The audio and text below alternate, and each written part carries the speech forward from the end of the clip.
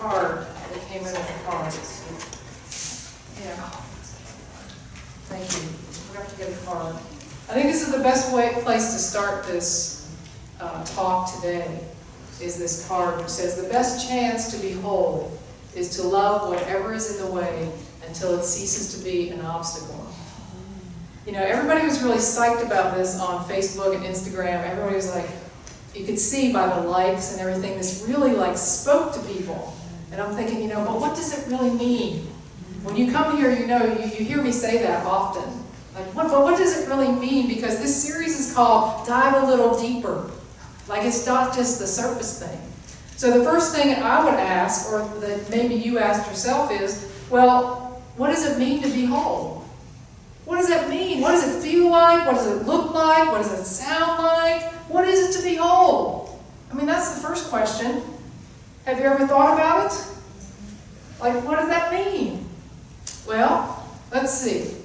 I thought of a few examples maybe that could really get us to the place where we understand it. It's like, well, is it about our body? It's like, is it when we're really healthy and we feel whole and we can do all the yoga poses and we're really good like that? Is that what it means to be whole? And then I thought, well, what about the person in a wheelchair? Does that mean that person could never be whole? I'm like, well, cross that one off the list. Being whole isn't about the body. All right, that's not what it's about at all. I thought, wait, well, maybe it's about being in comfortable situations, you know, having a roof over my head and having all the comforts available to me. You know, maybe that's what it's like to be whole. And then I thought, well, does that mean the homeless person can never be whole? Or, for that matter, the Buddhist monks who really don't have anything. Does that mean they can't be whole? I'm like, nah, cross that one off the list. It's not about that. And then I thought, wait. It must be something around like being and communing with nature, right? Because when we're in nature, we're feeling really like, ooh, we're feeling good, right? We're seeing the awesomeness of God itself out in nature. And I thought, well, does that mean somebody in a prison cell or in a hospital bed can't be whole? I'm like, wow, it's not that either. You know, it's not that. Well, here I'm here to tell you, nothing in the world can make you feel whole. Nothing. Not your body feeling 100% great, not your blood test that says everything's A-okay. Nothing in the world can make you feel whole. That's not how wholeness works. Wholeness is really a spiritual idea. It's really about consciousness. It's less about doing and having, and it's more about being. It's more about being. It's a spiritual idea, this wholeness is. And it's not on the surface. It's that deeper thing. It's that deeper thing. To feel wholeness is what I came to the conclusion. To be whole is to love yourself. To be whole is to be 100% comfortable in your own skin. Not apologizing for who you are, and at the same time realizing and accepting your own imperfections. That's what it's like to be whole.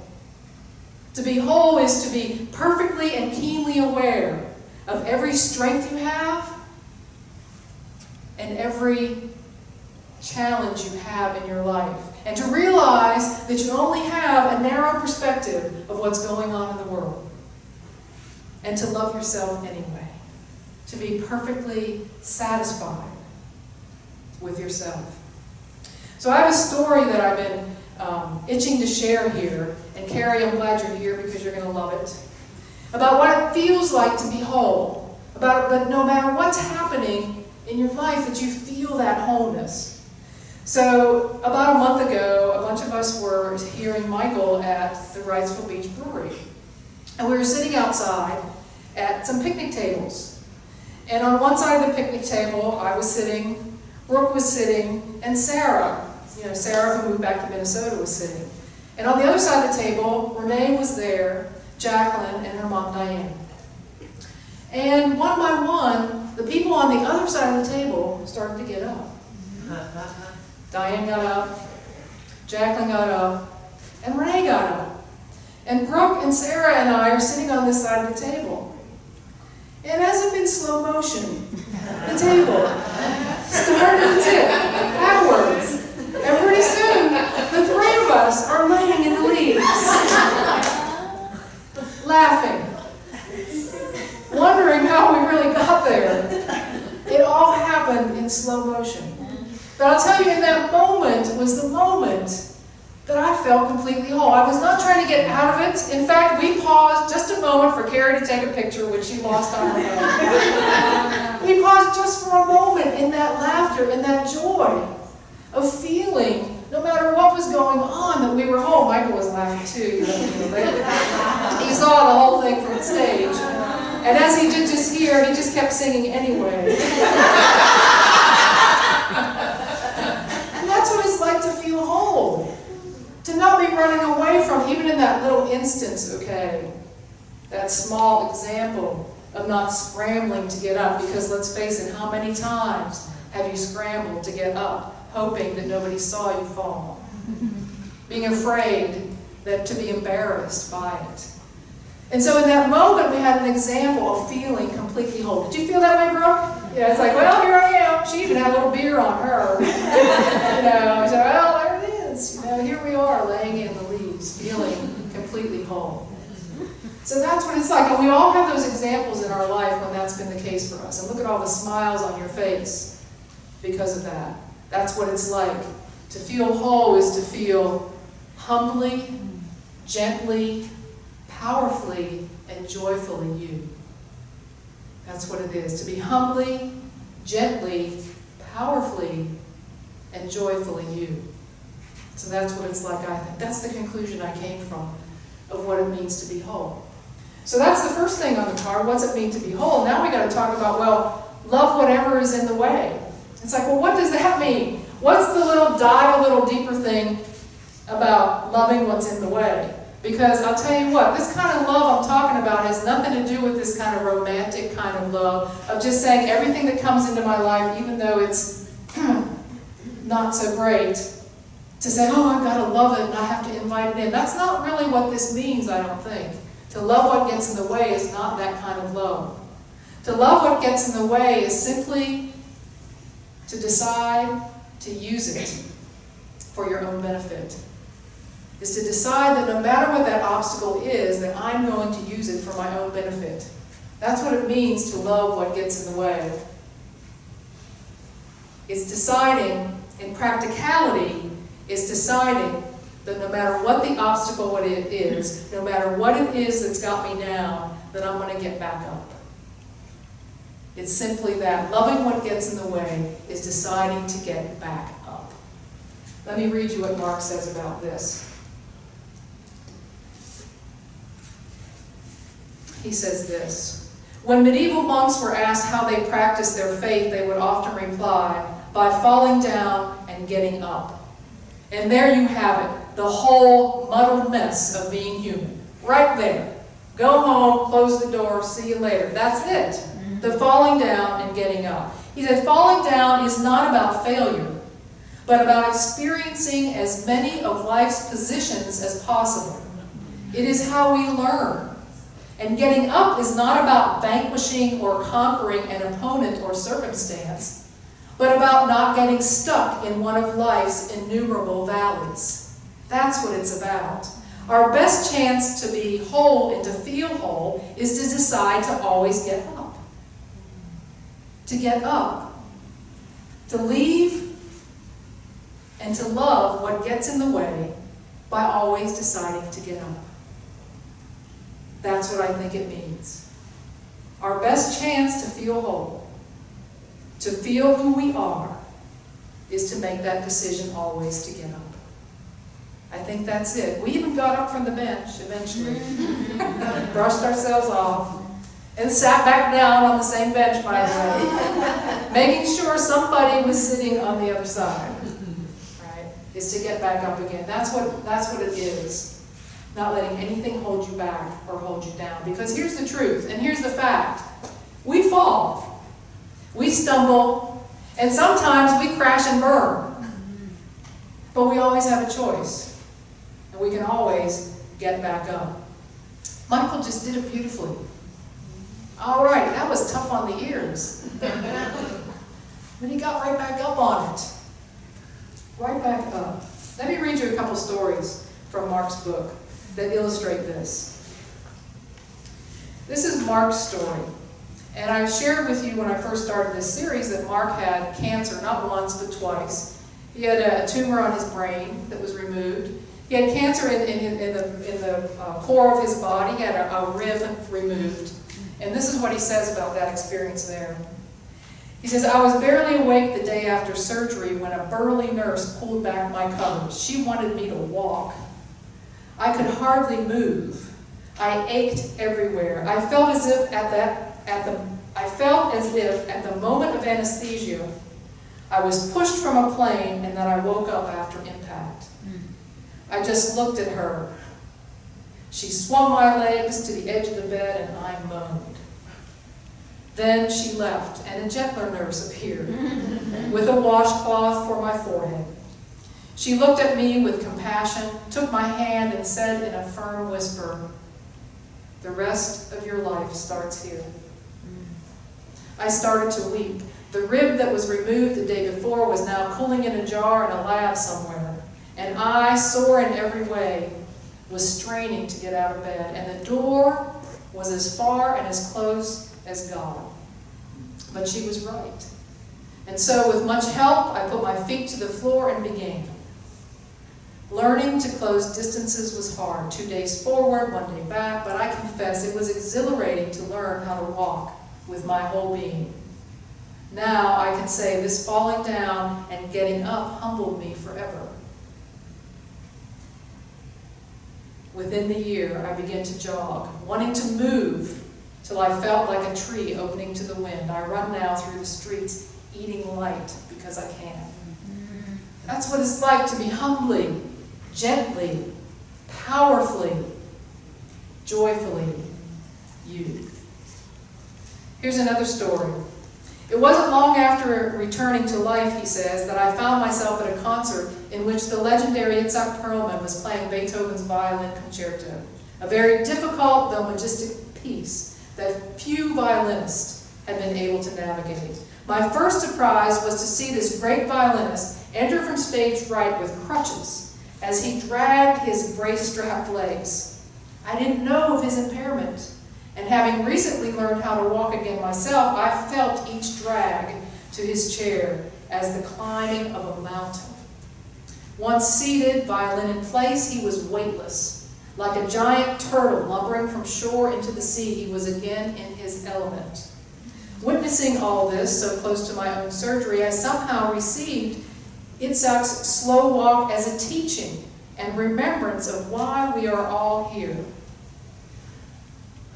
All the falling down and getting up, it seems, is just for this, for us to drag the parts that are left to the place where our gifts can fly. Then, just as he was sweeping us along in the fever of Beethoven's dream for the violin, a string broke. He held perfectly still, eyes closed, and thousands of us held our own breath. Time opened, and he willed it not to move forward, not just yet. He reached in silence, his eyes still closed, for the nearest violin. The first chair offered the instrument, and in one sweeping gesture, this turtle of a spirit, who could barely walk on land, dove quickly back into the deep, bowing with a precise intensity the exact note in which his string had broken. And the concerto continued as if nothing had happened at all. To be humbly, gently, powerfully, and joyfully you.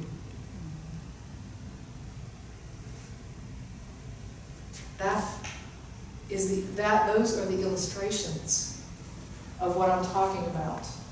To love what gets in the way is not to see it as an obstacle, is not to try to get around it, is to lean into it, to make the choice that will allow me to feel that humbleness, that gentleness, that strength, and that joy no matter what. To love it, to use it for my highest good, to use it as the stepping stone. That's what it's about. To be curious, to turn it over and over again, so that it will release the goodness that it has for me. You know, there's no one that I think exemplifies this better than Maya Angelou. This idea of rising up, of getting up again. You know, she was born in Missouri. She and her brother Bailey were abandoned by their mother and taken to live with her grandmother in the South when she was a very young girl. And there she learned what racism was about. She learned how she was judged by po-white trash, as she says in her memoir called I Know Why the Caged Bird Sings. At 8 years old, she went back with her mother in St. Louis and was brutally attacked by a man much older than she was. But she says she learned something through all that. She learned this. She learned to love herself. You get that? She learned to get back up. She learned that that was the way to overcome. That was the way to really know who she is. There's a poem that she wrote that we're going to listen to right now. It's called Still I Rise. Everyone in the world is going to bed one night or another with fear or pain or loss or disappointment. And yet each of us has awakened and risen, somehow made our illusion, seen other human beings, and said, "Morning, how are you? Fine, thanks, and you?" It's amazing. Wherever that abides in the human being, there is the nobleness of the human spirit. Despite it all, black and white, Asian, Spanish, Native American, pretty, plain, thin, fat, regardless of it, we rise. You may write me down in history with your bitter, twisted lies. You may trod me in the very dirt, but still like dust, I'll rise. Does my sassiness upset you? Why are you beset with gloom? Just because I walk as if I have oil wells pumping in my living room. Just like suns and like moons, with the certainty of times. Just like hope springing high, still I rise. Did you want to see me broken? Bowed head and lowered eyes, shoulders falling down like teardrops, weakened by my soulful cries. Does my sassiness upset you? Don't take it so hard just because I laugh. As if I have gold mines hidden in my own backyard. You can shoot me with your words. You can cut me with your lies. You can kill me with your hatefulness. But just like life, I'll rise. Does my sexiness offend you? Oh. Does it come as a surprise that I dance? As if I have diamonds at the meeting of my thighs. Out of the huts of history's shame I rise. Up from a past rooted in pain I rise. A black ocean leaping and wide, welling and swelling, I bear in the tide. Leaving behind nights of terror and fear, I rise. Into a daybreak miraculously clear, I rise. Bringing the gifts that my ancestors gave. I am the hope and the dream of the slave. And so, naturally,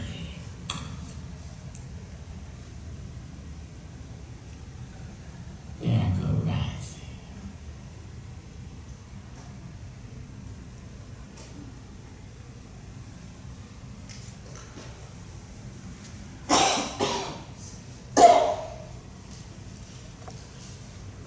She said, "My mission in life is not merely to survive, but to thrive. And to do so with some passion, some compassion, some humor, and some style." You see, to rise up is to not get caught up in the spider webs of life. You know how you look? Like you look when you go back on the bench. To not get caught up in the spider webs you see me walking down the road like this, I'm getting through it.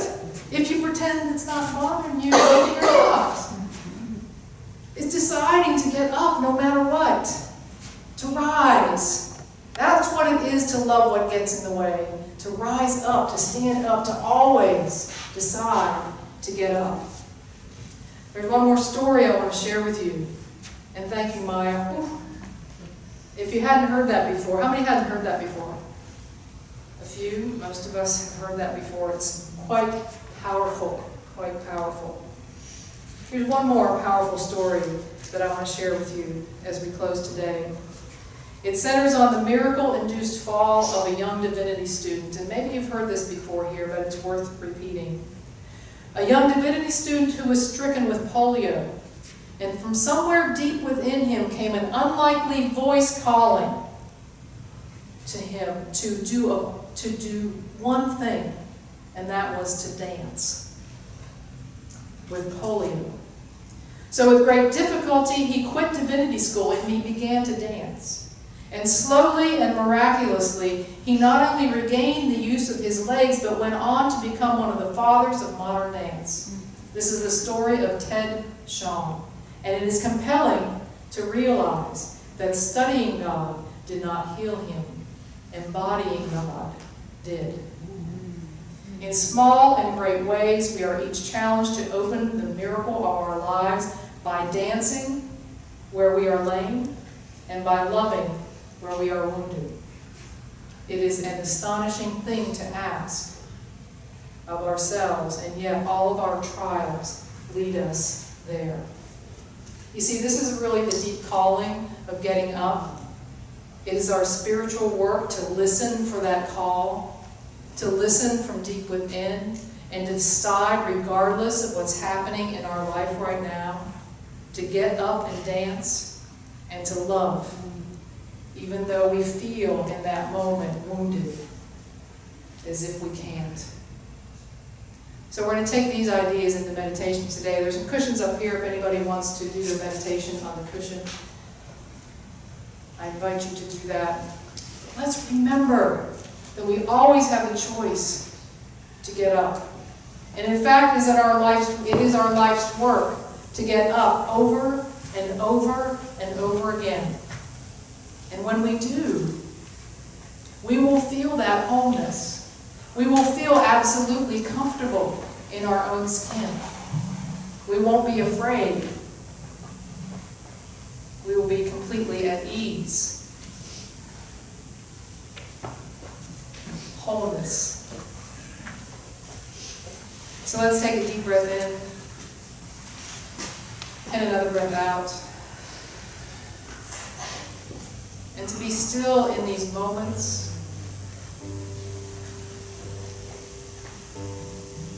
To find that place in ourselves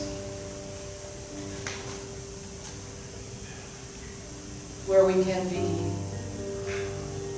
comfortable in our own skin, humbly, gently, powerfully, and joyfully. Exactly who we are.